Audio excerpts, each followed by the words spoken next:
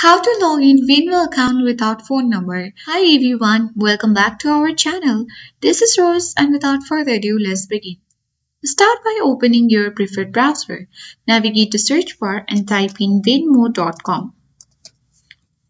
Now press enter on your keyboard. Then you will land on official interface of Venmo. To sign in into your account, select the login button at top right corner of your screen.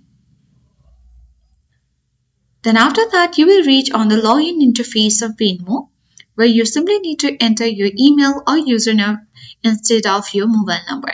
So let's enter the username and click on next button. Now you have to enter your password. In case you forget the password, click on forget password link underneath the field and then click on the login button. After that, you will successfully log into your Venmo account. In case if you haven't created the account, you can click on sign up and create one. So that's all for today. I hope this guide was helpful.